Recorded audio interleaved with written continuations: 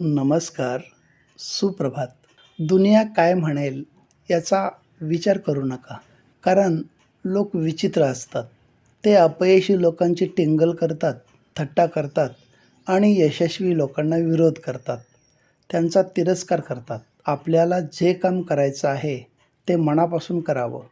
कुणी वेडा म्हटलं किंवा वेडी म्हटलं तरी म्हणू द्यात.